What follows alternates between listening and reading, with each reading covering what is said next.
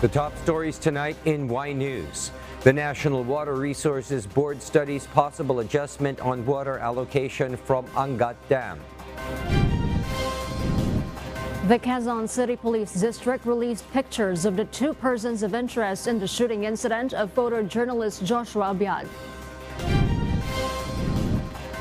The Philippine Institute of Volcanology and Seismology, or PHIVOS, intensify its monitoring for the possible raising of alert level in Mayon Volcano. And Russia rejects a proposed compromise regarding the banking issue surrounding the Black Sea grain deal.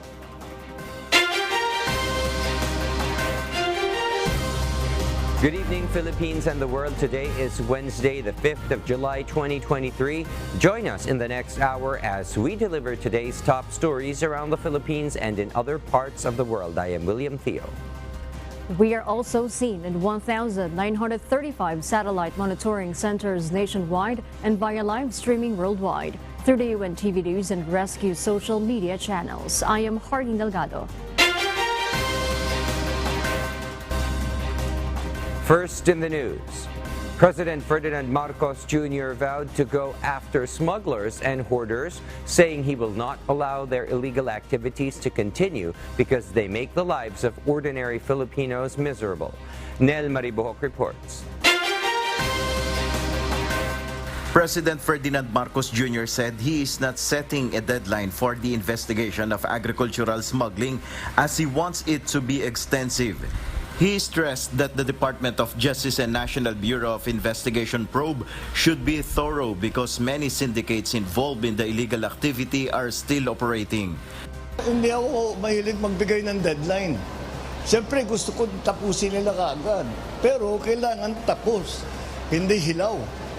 The President expressed belief that there are a lot of syndicates behind smuggling and hoarding of agricultural products. He reiterated that these illegal practices amount to economic sabotage. Ang naging pagbasihan, yung naging problema sa na maliwanag na nag-hoarding, na kinokontrol ang supply ng sibuyas. Ngunit, ang utos ko sa DOJ at sa NBI, sa kanila, ay kailangan malaman ninyo na hindi lamang sa sibuyas, kung hindi pa sa mga sindikato, marami talagang sindikato na nag-cooperate pa para habulin na natin, matigil yung kanilang ginagawa. The DOJ said it would collaborate with other government agencies, including the Bureau of Customs, the Department of Agriculture, and other agencies to address the issue. The department's investigation encompasses violations of Republic Act No. 10845, also known as the Anti-Agricultural Smuggling Act of 2016, which specifically targets the illegal importation of agricultural products, including onions. The DOJ also pursuing other offenses such as profiteering, hoarding, and smuggling, which are recognized as acts of economic sabotage. Nel Maribohok, UNTV News and Rescue. We serve the people, we give glory to God. After criticizing the Department of Tourism for its release of a new promotional video, Albay 2nd District Representative Joey Salceda is now looking to help the department recover from the embarrassment caused by its campaign ad. As the chairman of the Committee on Ways and Means in the lower house, Salceda wants a congressional probe into the controversy surrounding the new campaign slogan, Love the Philippines. According to Salceda, the investigation will determine if there is any anomaly. Documents such as checks, vouchers, bidding materials, or records from the PhilJEPS or Philippine Government Electronic Procurement System may be requested during the committee hearing. Salceda emphasized the need to uncover the truth so that proper recommendations can be made. Maganda na rin lumabas yan para makita ng mga congressman, ng DBM, ng lahat po ng economic managers. Ayan, pinagtipid nyo, kaya tuloy yung footage ng ibang countries ang sinaksak. So we need to establish the case facts on this matter para we can make recommendation based on empirical data. Two Philippine Coast Guard vessels, BRP Malabrigo and BRP Malapascua, encountered harassment from Chinese Coast Guard vessels on June 30 during a supply mission at Ayungin Shoal. At a distance of 10.59 nautical miles from Ayungin Shoal, the PCG spotted two Chinese Coast Guard vessels with bow numbers 5201 and 4203. The two CCG vessels approached the PCG at a distance of approximately 100 yards, forcing the PCG vessels to slow down to avoid a collision. After they passed another six, China's maritime militia vessels blocked the way of the PCG vessels. In total, three CCG vessels, including another CCG vessel with bow number 3103 from Bajo de Masinloc for reinforcement, six militia vessels and two People's Liberation Army Navy ships were observed in the area. Despite the harassment, the routine supply mission of the PCG and the Philippine Navy was successfully performed and they returned safely. The main objective of our response is to inform them that this is our exclusive economic zone. And they're not supposed to challenge us because in accordance with the United Nations Convention of the Law of the Sea, we have sovereign rights dito sa area na to.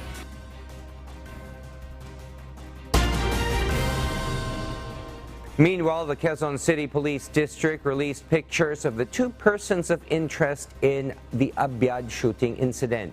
QCPD Director Police Brigadier General Nicolas Torres said that the photos were obtained from the CCTV footage. Leia Ilagan will tell us why. The Quezon City Police District has already identified the 5 persons of interest in the shooting incident of photojournalist Joshua Abyad that occurred on June 29 in Barangay Masambong.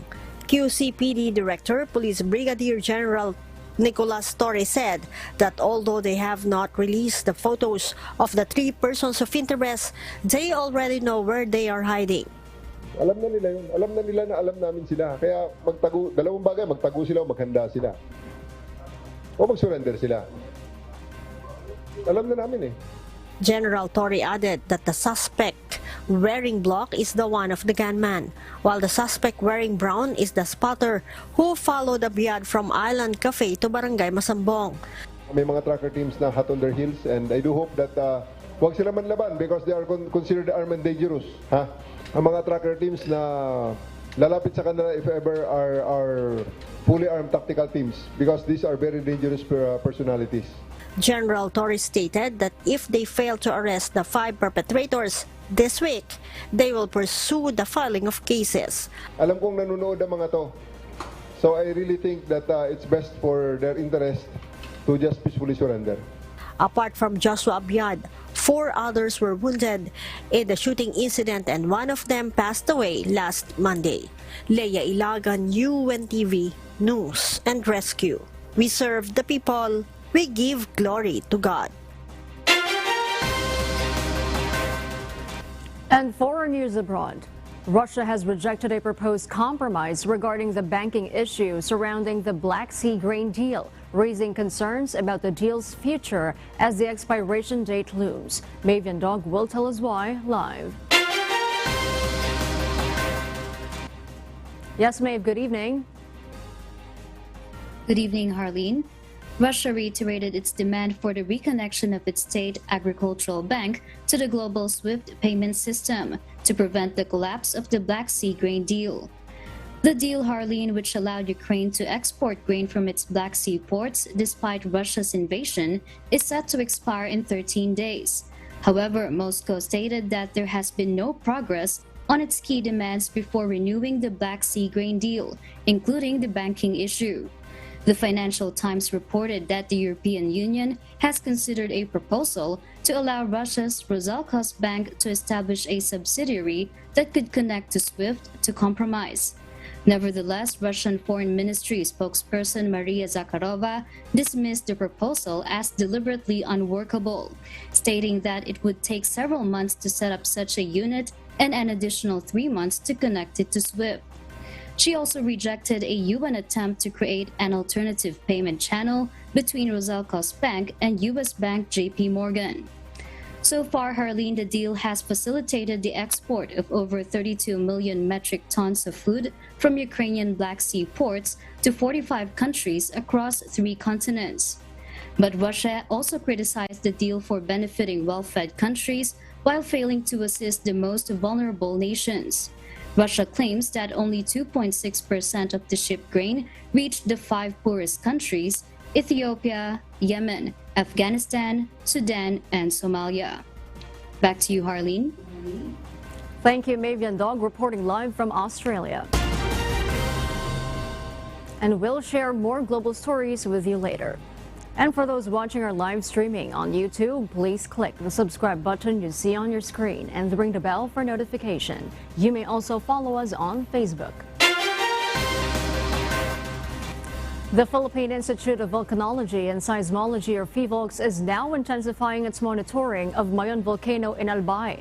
This comes after the continuous display of increased activity by the volcano. According to PHIVOLCS, the possibility of raising the volcano alert level to 4 is now imminent due to the parameters exhibited by Mount Mayon. Alan Manansala will tell us why. At 3:47 p.m. on July 3, the Philippine Institute of Volcanology and Seismology, or PHIVOLCS, recorded continuous volcanic tremors in Mayon Volcano. The volcanic tremor is one of the parameters checked by the agency to decide whether to raise the volcano to alert level 4 status. According to PHIVOLCS, the recorded volcanic tremor may have come from the ascending gas bubbles collapsing under the Mayon Volcano. They added that there is also a possibility of high pressure building up inside the volcano. That is why successive volcanic tremors were recorded. Based on PHIVOLCS data, the volcanic tremor is one of the parameters the agency is looking at to whether raise the volcano to alert level 4 status or not. And in case the alert level will be raised, the residents living within the 7 to 8 kilometer extended danger zone, or EDZ, will be evacuated. Pag nagko-collapse yung mga bubbles na yun ang nade-detect namin as mga tremors and volcanic earthquakes. Pag na-sustain po yun, it could be tingnan natin kung ano na ba yun, i-corroborate natin or tingnan natin sa iba pang mga datos kung nag-ano siya, kung nagko-coincide ba siya doon sa mga ibang datos na observations natin. But the agency clarified that they are still observing whether the recorded volcanic tremors will continue because they said it has now weakened and has inconsistent strength. Right now, yung inobserbahan namin na yung mga tremors, humina naman siya. So, pero nandun pa rin. So ngayon, tingnan natin kung nandun pa rin, lalakas siya ulit, at tingnan natin kung masustain niya yon, kung medyo matagal-tagal. Kasi up and down ngayon yung niya, yung energy ng mga mga tremors na yon. In addition to the volcanic tremor, PHIVOLCS also recorded a partial increase in length of the lava flow in the Miisi Gully, where it reached 2.8 km. Based on the alert level issued by the agency, 232 rockfall events and 1 volcanic earthquake were recorded within 24 hours. Meanwhile, the officials of Barangay Bunga and Mabinit are preparing the pick-up point areas where the residents can gather in case the forced evacuation takes place. Evacuation centers were also identified, including the Barangay Cugon Elementary School in Legazpi City. Barangay officials are also requesting for more evacuation centers in which the residents can be placed. The said barangays are included in the evacuation plan. In the status of Mayon is raised to alert level 4. Ang pinaka-problema ko talaga pagdating sa evacuation, yung mga maraming anak, siyempre medyo may anuan sila, may kahirapan kung paano sila matulog.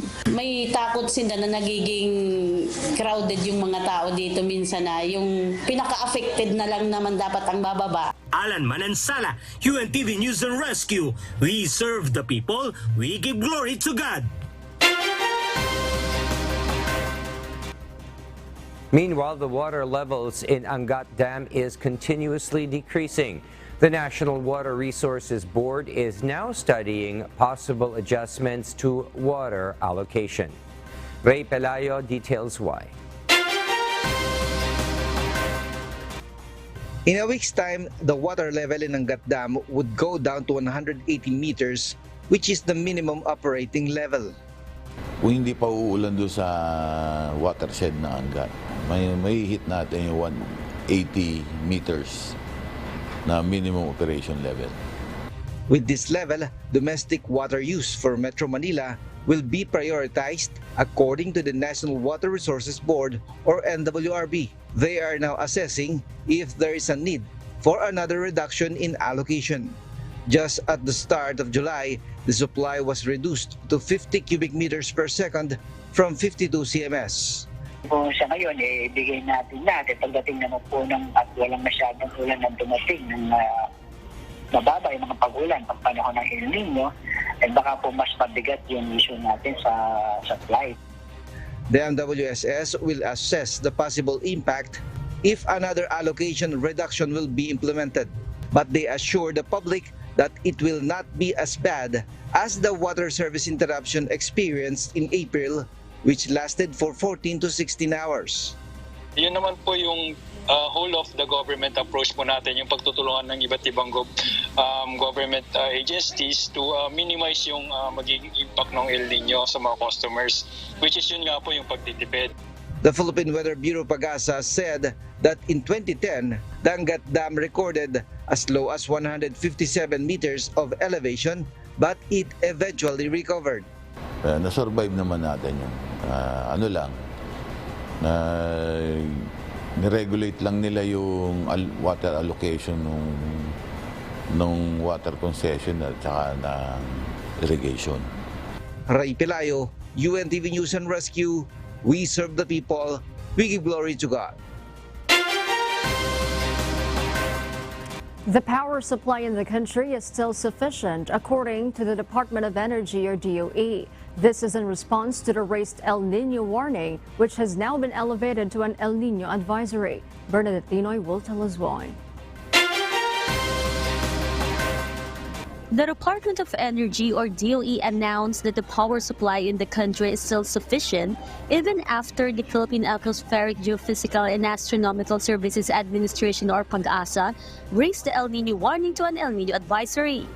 Meron tayong sapat na supply ng kuryente. Energy Secretary Rafael Lutilla stated that the energy ensures alternative resources to supply electricity during El Nino months. From the coal side, the coal-fired power plants, and the transmission lines are there.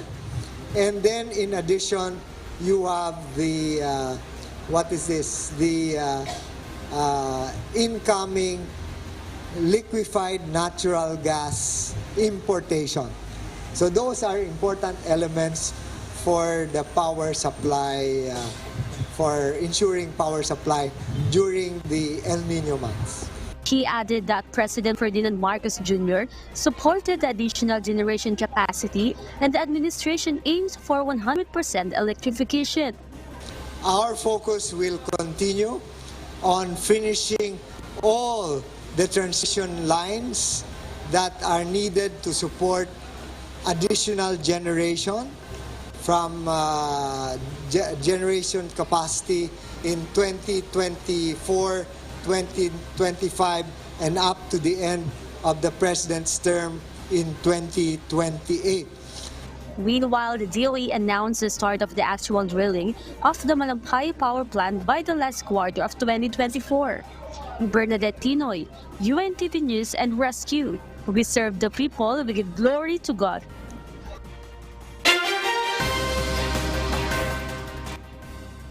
The Metropolitan Manila Development Authority, or MMDA, aims to eliminate corruption during apprehensions as they plan to use body-worn cameras starting next month. JP Nunez will tell us why. The Metropolitan Manila Development Authority or MMDA is set to start implementing body-worn cameras for their traffic law enforcers next month. The MMDA considers this a significant step to eradicate corruption, commonly known as kotong, which is prevalent during physical apprehensions. Through these body-worn cameras, the MMDA will monitor live video and audio of the actual conversation between their enforcers and violators from their command center. Enforcers who are caught accepting bribe money or lagay may face punishment. The video footage from the body-worn cameras will also serve as evidence when a motorist wants to contest their violation. Ang purpose po nito, unang-una ay maiwasan yung korupsyon, yung pangungutong po. Pangalawa, protection po ito sa ating mga riding public, lalo-lalo na sa mga nagmamaneho dahil kung sakaling sa palagay po ng ating mga motorista na hindi tama yung pagkakahuli sa kanya, even yung manner ng pagkakahuli sa kanya, ay pwede pong magamit itong ebidensya, itong mga footages po na ito. The concept was presented to stakeholders during a meeting held on July 5. Among the stakeholders present were transport groups, ride-hailing app companies, motorcycle riders and automobile associations, the PNP Highway Patrol Group, and Metro Manila local government units. During the stakeholders meeting, Pasang Mazda National President Obet Martin expressed his support on behalf of the public transport group as they have encountered issues in contesting their violations. Karamihan po nangyayari sa labas, sa ibaba. Walang kalaban-laban ng mga driver pag sinabing arrogant ka. Arrogant driver ka. I-contest mo sa adjudication, talo ka na. The MMDA already has 120 body-worn cameras at hand and plans to procure an additional 20 units. A single unit of body-worn camera costs 60,000 pesos, including its 3-year subscription used to transmit live video. The MMDA has allocated 24 million pesos to procure the body-worn cameras. JP Nunez, UNTV, News and Rescue. We serve the people, we give glory to God. The Department of Labor and Employment says that increasing the salary of Filipino workers must be balanced for the benefit of both workers and employers. Gladys Tuabi will tell us why. The Department of Labor and Employment, or DOLE, will not oppose the proposal to increase the salary of Filipino workers. Ang objective naman ng pag-fix ng minimum wage or pag-i-increase ng minimum wage ay para matulungan, ma-alleviate yung pangangailangan ng mga manggagawa na nasa lower skill levels at dahil doon ay mas mababa talaga ang kanilang sahod. According to Undersecretary Benedicto Ernesto Bitanio Jr., they will defer to the decisions of the Congress. Ang laging position ng Department of Labor and Employment dyan sa mga proposals sa legislated wage increases ay it will defer to the wisdom of Congress. Kasi ang Congress naman ay talagang yan ang primary legislative and policy making body natin. So it will defer to the wisdom of Congress.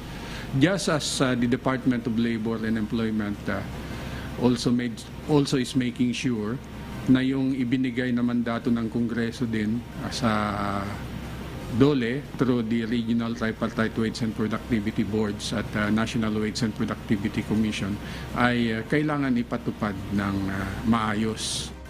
DOLE will not oppose the 100 peso proposal for legislative wage increase, but it should be balanced according to the needs of both employers and employees. Undersecretary Bitanio Jr. mentioned that aside from the minimum wage mechanism, there are other ways to increase workers' salaries. Meron tayong tinatawag na plant level or enterprise level mechanisms na kung saan mas maayos na mag-uusap yung dalawang panig, mga manggagawa doon at saka yung kanilang employer para silang nakakaunawa yung kanilang situation eh. Kaya kung gusto nilang dagdagan, that is highly encouraged. DOLE also conducts programs to assist employers and employees, such as initiating technical and vocational courses and organizing job fairs. Recently, a 40 peso minimum wage hike for the National Capital Region was approved and will take effect in a few days. Gladys Tuabi, UNTV News and Rescue. We serve the people, we give glory to God.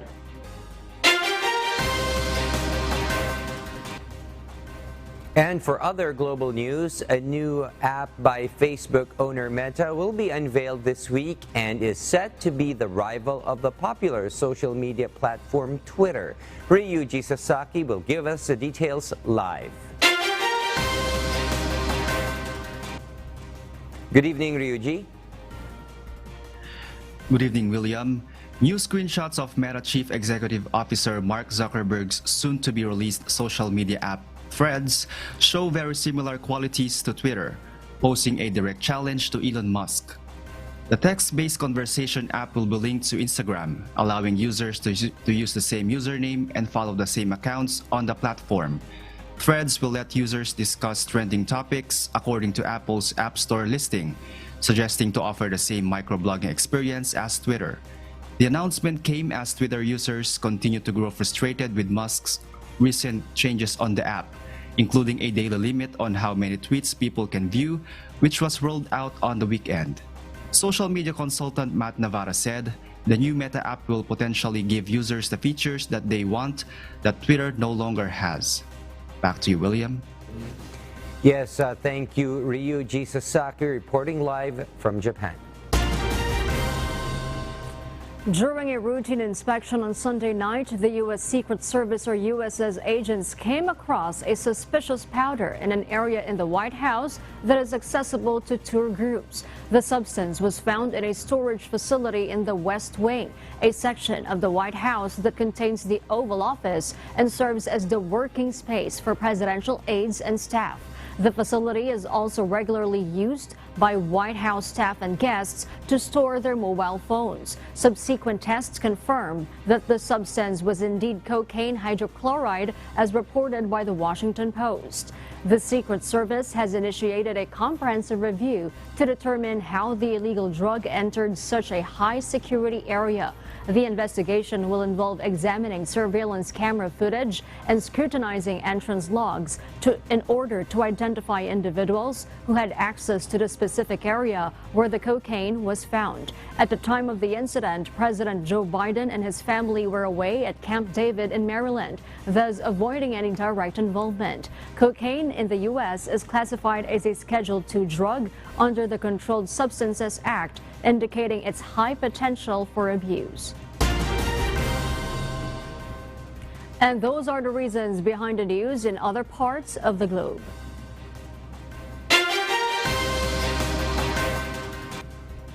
And in other news, high-profile inmate Jad Dera admitted before a Senate panel that he was going in and out of the NBI Detention Center several times. Harleen Delgado will tell us why.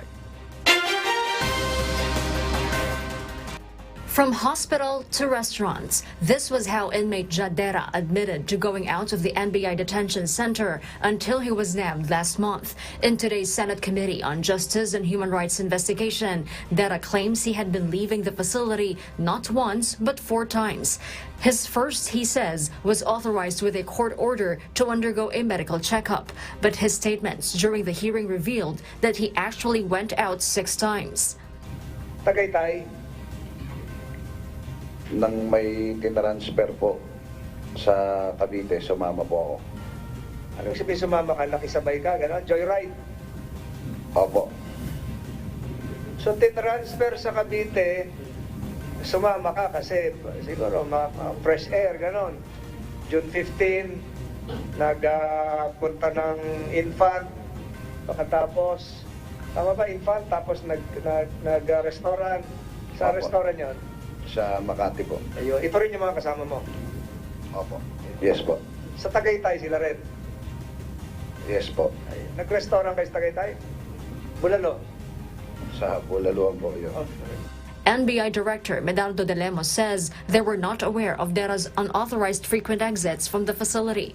However, NBI security officers were seemingly pointing fingers as to who authorized Dera to sneak out of the detention center. Magsasabi po ako sa bisor, tapos ang bisor po magsasabi po sa hepe. Sinong bisor? Bisor Randy Godoy po. Siya na po ang magsasabi po sa hepe po. Sinong hepe? Si Chief Yudo po.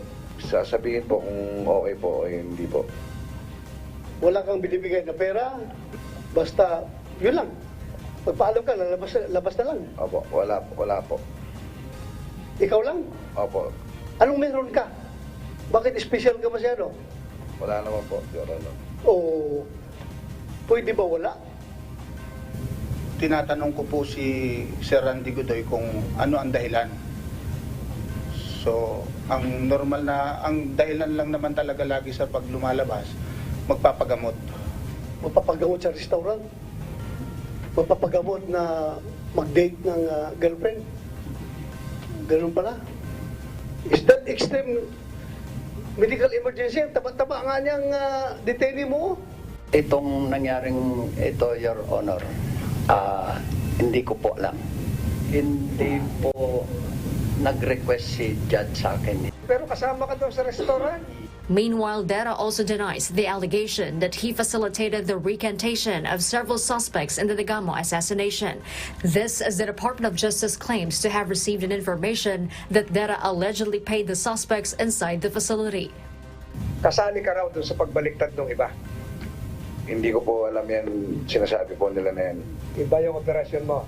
Hindi ko po alam yung sinasabi po nila na yan. There was a certain amount that was supposedly and allegedly received by Mr. Dera outside of the facility to be brought in. However, I believe, Mr. Chair, that we have the same source of information and these are yet to be validated, which is why we endorse the same to the NBI. Dera will be transferred to the Muntinlupa City Jail following a commitment order from the court. The Senate panel's chairperson, Senator Francis Tolentino, wants the copy of Dera's medical certificates from the NBI medical officer before the committee crafts its draft report. Harding Delgado, UNTV News and Rescue. We serve the people. We give glory to God. There are plans to include the treatment of Chinese traditional acupuncture in the universal healthcare law in the Philippines.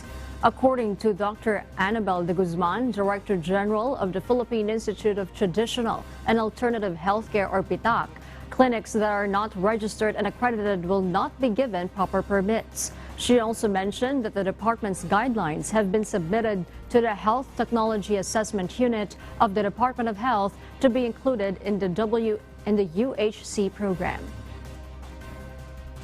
We talked to the RLED, to the regulatory local development of our centers for health development, and they tell them that as much as possible, kung pwede, huwag mag-release ng business permit dun sa ating mga centers of training at dun sa ating mga clinics unless they have a certified practitioner, merong parang karatula na may certified practitioner, merong certification signed by the Director General, yours truly, at meron din silang nakalagay na certified training center or accredited clinic. Meanwhile, Dr. Rodrigo Angelo Ong, the Division Chief of Research and Development, stated that the PITAC is still conducting thorough studies to include acupuncture. Based on their study, it has been found that acupuncture can reduce body pain, such as lower back pain and chronic migraine. The study concluded that these are indeed safe and effective. Acupuncture is safe and effective against these two indications. However, we were advised to add more evidence to support the local industry of acupuncture, so that it can be included once and for all into the universal healthcare. The 2023 Men's Volleyball Nations League, or VNL, has returned to the Philippines, and the country assures better hosting of the ultimate volleyball tournament. Rina Villamor Camara reports. The Philippines is all set to host the 2023 Men's Volleyball Nations League, or VNL, right here at the Ball of Asia Arena from July 4 to 9, 2023. The world's #1 team, Poland, #2 Brazil, #4 Italy, and #7 Japan are among the teams competing for this Pool 6, as this will be a great opportunity for the country to showcase another world-class competition. VNL was launched in 2018, building on the innovative sports introduction at the 2016 Rio Olympic Games. This served as a platform to give fans, athletes, partners, and other sports enthusiasts the ultimate volleyball experience. It was on the launch year that United States won, defeating Turkey in the finals. The format for both men's and women's tournament, 16 teams battled to become VNL champion. 12 matches per team with a total of 104 matches per gender across the preliminary and final stage. Only the top 8 teams at the end of the preliminary advances to the finals. Prior to the Philippines, Canada, Japan, the Netherlands, and France were among the hosts in the first 2 legs of VNL this year. At the opening game, it was the match between Olympics triple gold winner Brazil and 4-time world champion Italy. Warm-up for both teams started an hour before the game commenced. Bruno Rezende, Lucas Satkamp, Lucarelli, Alan Sousa, Flavio Gualberto, and Thales Hos were the first 6 of Brazil, coached by Renan Dalzotto. Meanwhile, it was Yuri Romano, Simon Gianelli, Gianluca Galassi, Alessandro Piccinelli, Daniel Lavia, and Alessandro Micheletto for Italy, headed by coach Ferdinando De Giorgi. An intense match to start the game with intense attack and drop balls given by both teams. Fans were cheering on for the crowd favorite Flavio, number 23 from Brazil, who gave nice service for Brazil. The tip from Thales gave Brazil the edge 15-14. Honorato and Alan were the strong blockers for Brazil. Italy came down with a nice save to tie at 21. Lucarelli's almost down the lane service gave the strong lead to Brazil 24-22, and Honorato's drop pass made the winning mark for Brazil in the first set. Brazil came out strong at the start of the second set with 4-0 for Italy. Alan was so explosive with that attack from the right that Italy wasn't able to anticipate on the ball. A good save from Micheletto brought the scores closer to 7-6, cutting down the lead of Brazil to only a point. Italy came to the rescue with back-to-back scores and an ace given by Gianelli, as Italy smashed down Brazil in the second set, giving them 1 apiece. Change court at the start of the third set, and due to a lot of errors lacking ball anticipation in open spaces, Brazil collapsed behind the powerful balls given by the Italians, who claimed the third on the match. 2-1 in favor of Italy. On the last set, both teams were attacking strong closer to the net and trying to save the ball longer, showing a great rally. But in the end, Italy closed the deal on the fourth set with that failed floor touch from the Brazilians.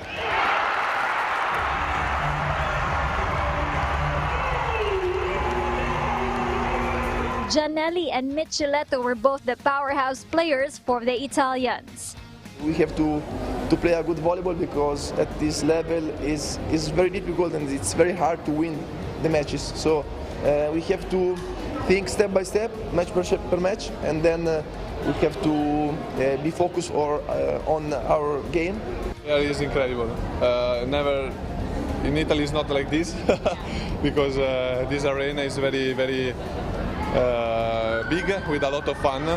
We love this fun, and so play here is very beautiful for us and very important. Not joining this pool is Team Philippines. However, they are still set to have friendly matches against the Netherlands and China later in the week.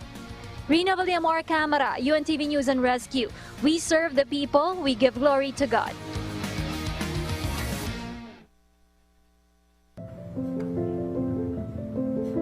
Our kasangbahay, as the world faces these trying times amid the various challenges and uncertainties, we are inviting everyone to join the Global Prayer for Humanity from Monday to Friday, 9:30 p.m. Philippine time through the social media accounts of Members Church of God International.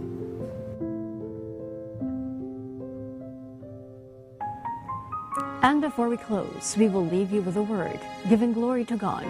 From the book of James, chapter 3, verse 17, it says, "But the wisdom that is from above is first pure, then peaceable, gentle, and easy to be entreated, full of mercy and good fruits, without partiality and without hypocrisy."